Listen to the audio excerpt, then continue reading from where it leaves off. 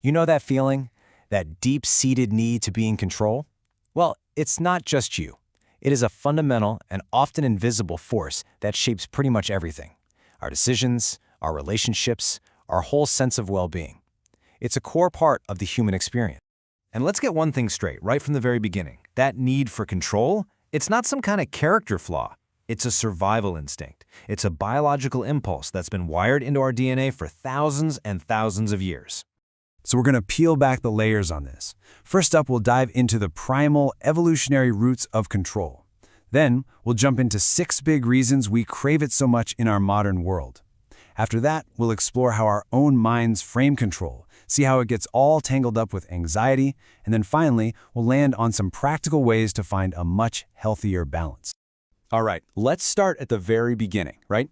To really get a handle on our modern-day desire to be in charge, we've got to go way, way back and explore the primal roots of it all.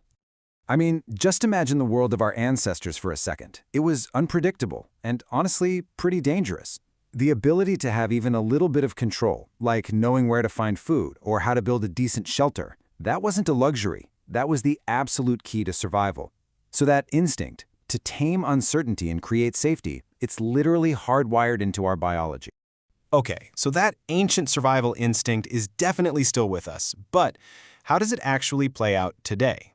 Let's take a look at the modern world, where the rewards for being in control have changed in some really fascinating ways.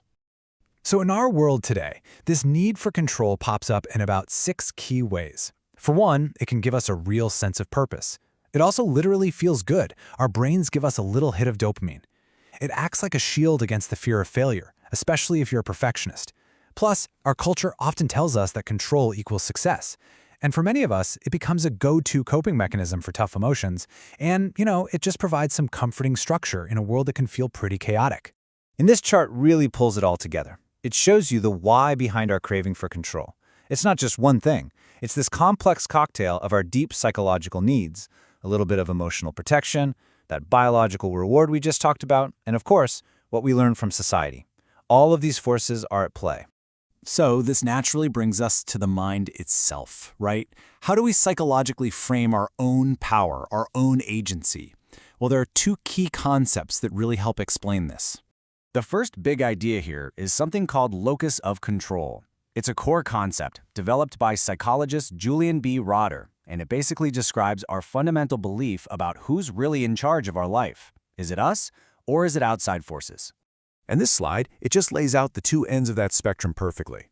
On one side, you have an internal locus of control. That's the I make things happen belief. Your successes and failures are a result of your own actions. But on the other side, you've got an external locus of control. That's the feeling that things happen to me, and it's all driven by luck or fate or other people.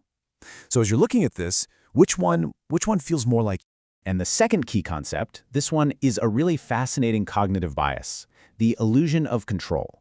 This is our tendency to believe we have influence over things that are completely random, like, rolling dice or picking lottery numbers. Our minds literally create a sense of control where none actually exists. And yeah, it was the psychologist Ellen Langer who really put a name to this effect. Her work showed how we often mistake just being familiar with something or involved in it for having actual influence. We convince ourselves that we can steer outcomes that are, in reality, completely up to chance. Okay, now we need to pivot a little and talk about the shadow side of this drive. We're going to explore how a totally healthy, natural need for safety can twist and turn into a source of chronic stress and anxiety.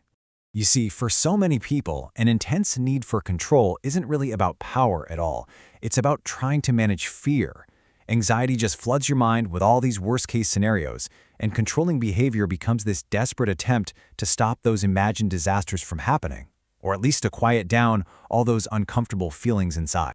And what's so important to get is that this doesn't always look like, some aggressive, dominant behavior. It often shows up in much more subtle ways. Think about the person with that ironclad daily routine where any little change feels like a total catastrophe. Or the micromanager at work who just can't delegate because they're terrified of a mistake. It can even be the friend who spends like an hour researching a restaurant menu just to avoid the anxiety of a surprise. And this is where a really vicious cycle gets set up. You feel anxious, right? So you try to control the situation. That control gives you a brief moment of relief, which reinforces the behavior. But the second you lose that grip or a new uncertainty pops up, the anxiety comes roaring back, often even stronger, and it demands even more control. It's a perfect trap. And this brings us to such a crucial reframe, which is put so well by the clinician Brandy Chalmers. For a lot of people, that controlling behavior isn't about being demanding or difficult. It's a deep, often unconscious, search for safety in a world that feels really threatening. So, if this whole thing is a trap, how in the world do we find a way out? Well, in our final section, we're going to focus on some practical, actionable strategies for finding a healthier balance with control. All right, first things first, let's be super clear about something. The goal here is not to become totally passive or to give up all control. That's not realistic and it's not even healthy. The real goal is to learn how to consciously relax your grip, to build up a tolerance for uncertainty without feeling like your whole world is just falling apart. So, here are 3 really concrete ways you can start. First, just start small. You don't have to change everything overnight. Let a friend pick the movie, or maybe try a new route to work. Just take small, manageable risks with uncertainty. Second, learn to differentiate. Take a pause and ask yourself, is this situation actually within my control? Realizing what you can't change and letting it go, that is a genuine superpower. And third, ask for help. If there's some deep-seated anxiety at the root of it all, therapy can be an incredible tool for developing healthier ways to cope.